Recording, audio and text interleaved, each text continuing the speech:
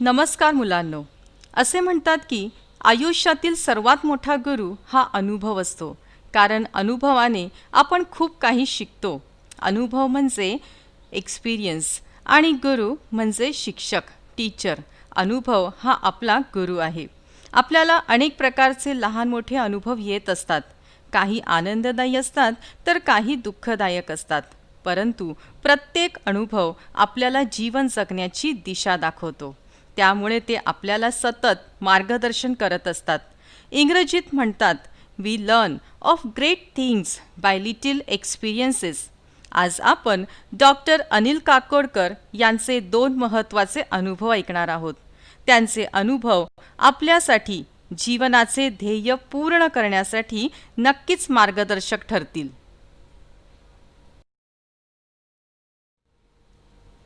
आज आपण स्थूल वाचन पाठाचे अध्ययन करणार आहोत.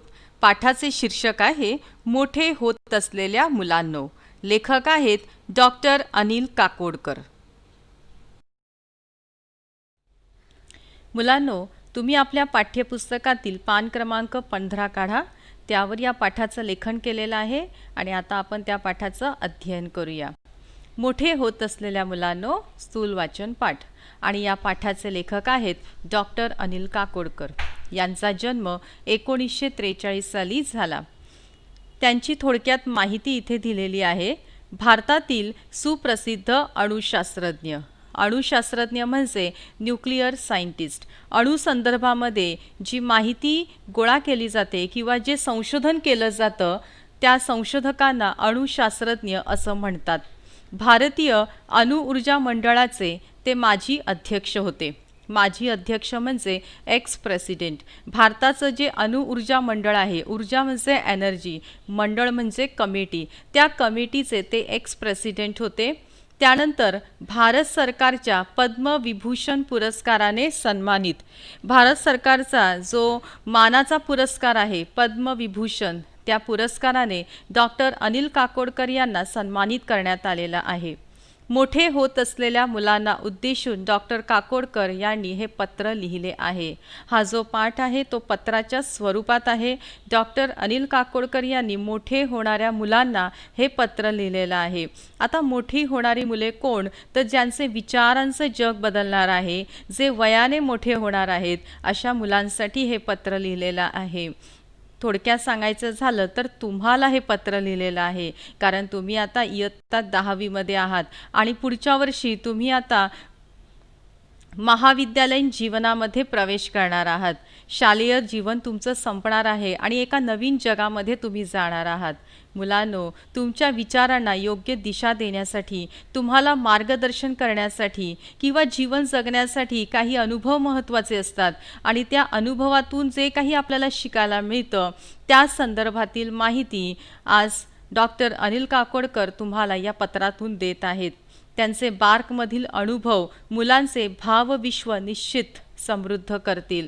बार्क ही एक ॲटॉमिक रिसर्च करणारी संस्था आहे आणि या संस्थेमध्ये काम करत असताना डॉक्टर अनिल काकोडकर यांना जे अनुभव आले ते अनुभव आज ते तुम्हाला सांगणार आहेत. आणि त्यामुळे काय होणार आहे? तुमचं भावविश्व निश्चित समृद्ध होणार आहे. भावविश्व म्हणजे इमोशन्स किंवा थॉट्स. तुमचं जे विचारांचं जग आहे ते कसं होणार आहे? समृद्ध होणार आहे. समृद्ध म्हणजे रिच होणार आहे, ते परिपक्व होणार आहे, ते स्ट्रॉंग होणार आहे. आणि पुढे ते म्हणत आहेत की कुठल्याही कामाची सुरुवात असंख्य छोट्या छोट्या कामांमधून होत असते. म्हणून कोणतेही काम कमी दर्जाचे न मानता ते करायची सवय ठेवली तर मोठी कामे करताना अडचणी येत नाहीत, असा संदेश ते या पाठामध्ये देतात. मुलांनो, ते सांगत आहेत की तुम्हाला कोणतंही काम करण्याची सवय असली पाहिजे. हे काम छोटं आहे, हे हलक्या दर्जाचं आहे, मी नाही करणार, असं जर आपण विचार केला तर कोणतंही मोठं काम करायचं असेल, मोठा हेतू साध्य करायचा असेल तर मग अनेक अडचणी येतात. आणि त्यामुळे हे काम लहान दर्जाचं आहे, हे काम हलक्या दर्जाचं आहे, असा विचार आपण करू नये. तर हाती येईल ते काम करायची आपल्या मनाची तयारी असली पाहिजे, आपल्याला ती सवय असली पाहिजे. आणि जर अशी सवय असली तर कोणतंही मोठं प्रकल्प पूर्ण करताना, कोणतेही मोठं कार्य पार करताना आपल्याला कोणत्याही प्रकारच्या अडचणींचा सामना करावा लागत नाही. मुलांनो, या पाठामध्ये लेखकाने जे लिखाण केलेलं आहे ते पत्राच्या स्वरूपात आहे आणि पत्राच्या माध्यमातून ते तुमच्याशी बोलत आहेत. आता आपण त्यांचा या पाठाचं अध्ययन करूया आणि त्यातील त्यांचा जो पहिला अनुभव आहे तो आज आपण शिकणार आहोत, समजून घेणार आहोत आणि त्यांना आपल्याला काय सांगायचे आहे ते जाणून घेणार आहोत. मोठे होत असलेल्या मुलांनो, पाठाच्या सुरुवातीलाच त्यांनी मोठे होत असलेल्या मुलांनो असे संबोधन वापरले आहे. जी मुलं आता मोठी होणार आहेत, वेगळ्या विश्वात वावरणार आहेत, जीवनाच्या मार्गावर त्यांना आता उंच उडायचं आहे, अशा विद्यार्थ्यांसाठी त्यांनी हा शब्द वापरलेला आहे, मोठे होत असलेल्या मुलांनो. या पत्रातून मी तुम्हाला माझे बार्कमधील 2 अनुभव सांगणार आहे. बार्क म्हणजेच BARC, Bhabha atomic research centre. मुलांनो, या ठिकाणी डॉक्टर अनिल काकोडकर हे काम करत होते आणि काही दिवसांसाठी ट्रेनिंगसाठी ते तेथे गेले होते आणि तिथे त्यांना जे 2 अनुभव आले ते 2 अनुभव आज ते तुम्हाला सांगणार आहेत. मला खात्री आहे माझे हे 2 अनुभव तुम्हाला अधिक अभ्यास करून तुमच्या भूमिका निश्चित करायला मदत करतील.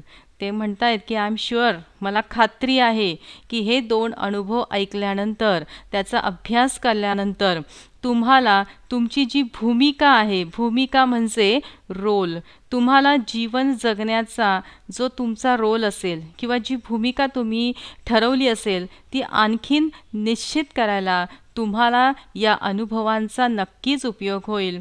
माझे अनुभव तुम्हाला दिशा दाखवतील, मार्गदर्शन करतील अशी खात्री डॉक्टर अनिल काकोडकर यांना आहे. पुढे ते म्हणतायत, तर मुलांनो, आधी मी माझे 2 अनुभव सांगतो. हे 2ही अनुभव मी कॉलेज संपवून बार्कमध्ये ट्रेनिंग स्कूलला गेलो तेव्हाचे आहेत.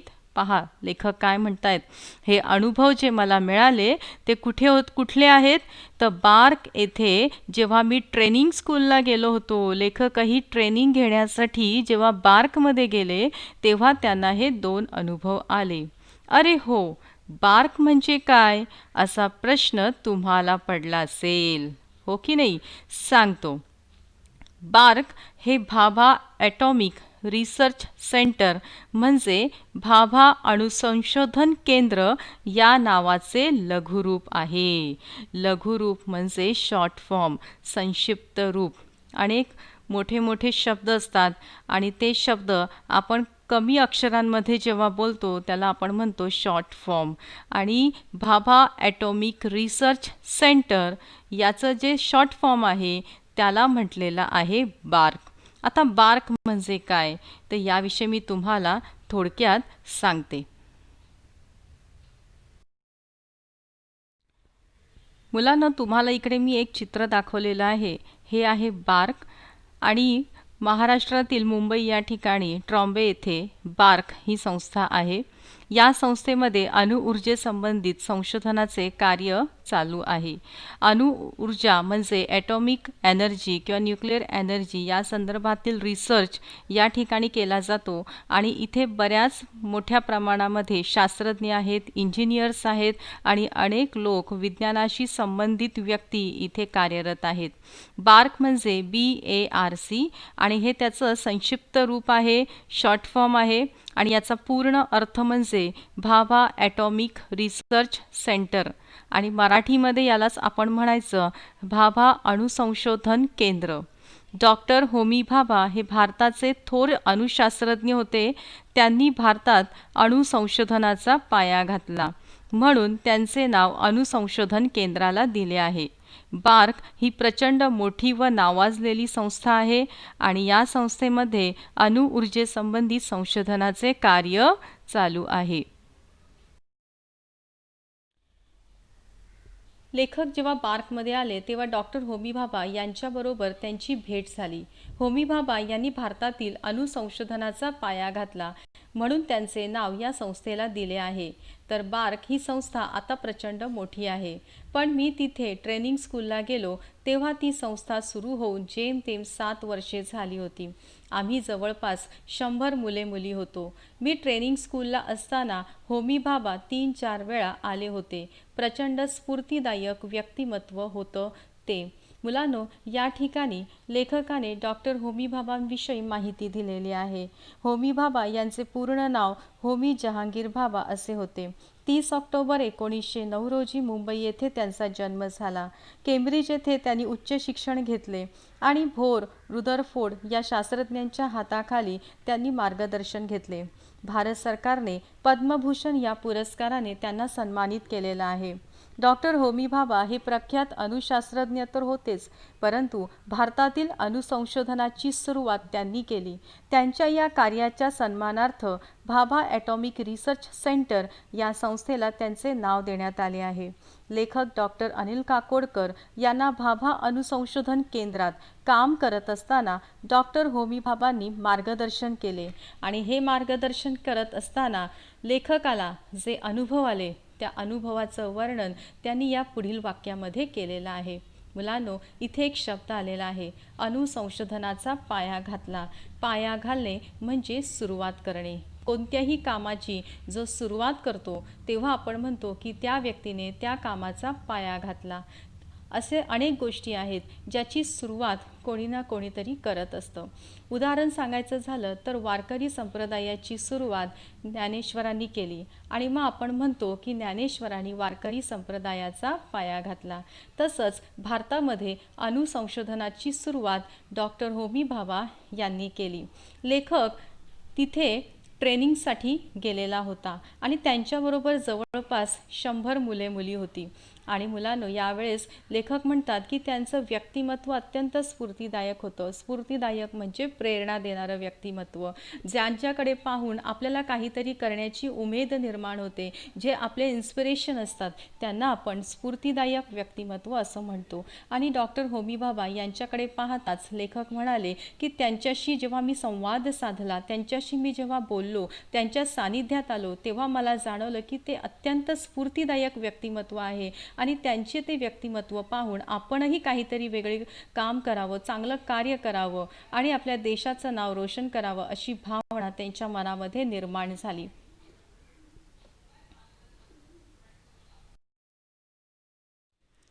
लेखक जेव्हा बार्कमध्ये गेले तेव्हा ट्रेनिंगसाठी त्यांच्यासोबत जवळपास 100 मुलं मुली होती आणि मुलांनो, ते एकमेकांशी गप्पा मारत होते. बार्कमध्ये इकडे तिकडे पाहत होते, कारण कोणीतरी येईल आणि आपल्याला काम सांगेल या उद्देशाने ते बिनकामाचे तिथे बसलेले होते. मग त्यांना वाटलं की आपल्याला आता कोणीतरी काम सांगायला येईल आणि त्यावेळेस नेमके डॉक्टर होमी भाभा तेथे आले.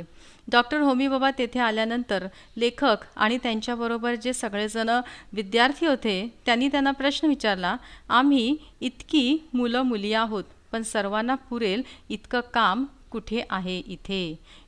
यावेळेस बार्क ही अतिशय लहान संस्था होती आणि ही संस्था सुरू होऊन साधारणतः 7 वर्ष झालेली होती. त्यामुळे त्याचा विस्तार, त्याचा आवाका लहान होता.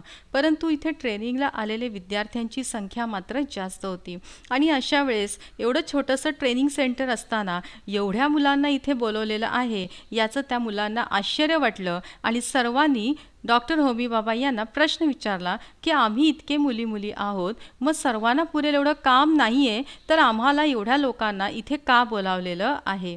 आणि त्यांचा हा प्रश्न ऐकून पुढे डॉक्टर होमी भाभा यांनी काय उत्तर दिलं ते आपण पाहूया. डॉक्टर होमी भाभा तेथे आले आणि त्यांनी मुलांना सांगितलं की तुम्ही त्याची काळजी का करता? तुम्ही सर्वजण संशोधन करत राहा. त्यासाठी सरकारला किती खर्च येतो याचा आत्ता विचार करू नका. मात्र एक करा, तुम्ही स्वतःच काम निर्माण करा. आपण काय काम करायचं हे तुम्ही स्वतःच ठरवा. बॉसने सांगितलं तेवढंच काम करायचं आणि सांगितलं नसेल तर आपल्याला कामच नाही असं समजायचं, हे चूक आहे. ही प्रवृत्ती गेली पाहिजे. जेव्हा ट्रेनिंगमध्ये आलेल्या मुलांनी आम्ही इतकी मुलं मुली आहोत पण सर्वांना पुरेल इतकं काम नाही आहे असा प्रश्न विचारला तेव्हा डॉक्टर होमी भाभा यांनी हे उत्तर दिलेलं आहे. मुलांनो, आपल्याला कोणीतरी येऊन काम सांगेल याची विद्यार्थी वाट पाहत होते आणि तेव्हा होमी बाबांनी सांगितले की काम नाही म्हणून नुसते बसून राहायचे, कोणीतरी आपल्याला काम सांगेल याची वाट पाहायची. ही प्रवृत्ती म्हणजे टेंडन्सी किंवा वागण्याची पद्धत बदलली पाहिजे. अशी माणसे कधीच यशस्वी होत नाहीत. तर आपण जिथे आहोत तिथे काम स्वतः शोधायचे. आपल्याला कोणते काम करता येईल ते पाहायचे आणि ते काम पूर्ण करण्याच्या दिशेने वाटचाल करायची. उदाहरण जर घ्यायचं झालं तर घरी देखील कधीकधी आपण सर्वजण टी व्ही पाहत बसलेलो असतो आणि आई एकटीच काम करत असते.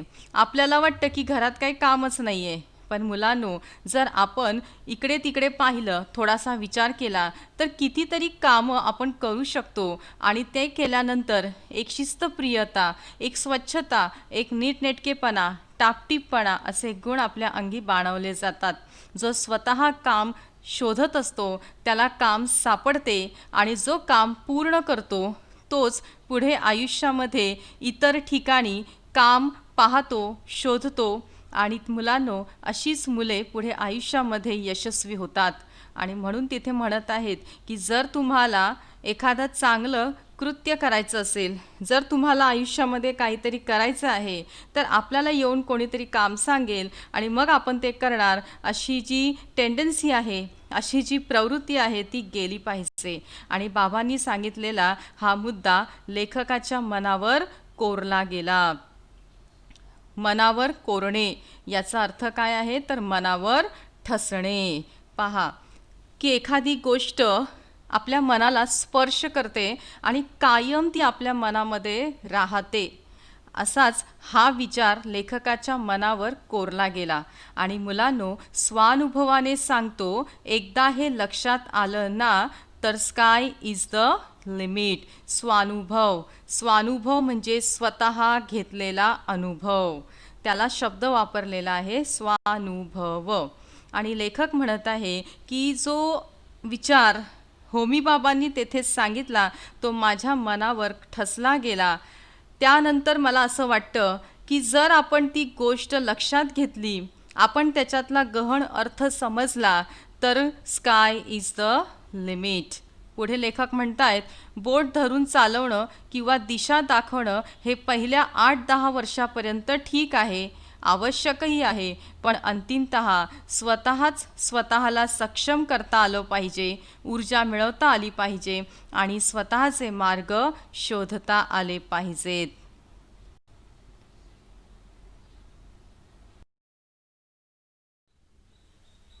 लेखक म्हणत आहेत की होमी बाबा यांनी दिलेल्या सूचनांचे त्यांनी तंतोतंत पालन केले आणि त्यानंतर आपले काम आपणच शोधल्यास स्काय इज द लिमिट अशी परिस्थिती खरोखरच निर्माण होते असा अनुभव घेतला. आणि म्हणून तिथे शब्द वापरलेला आहे स्वानुभव, की त्यांनी तो अनुभव घेतला आणि ते म्हणतात की खरोखरच जर आपण स्वतःचं काम स्वतः केलं आणि ते अत्यंत कौशल्याने केलं तर स्काय इज द लिमिट ही परिस्थिती निर्माण होते.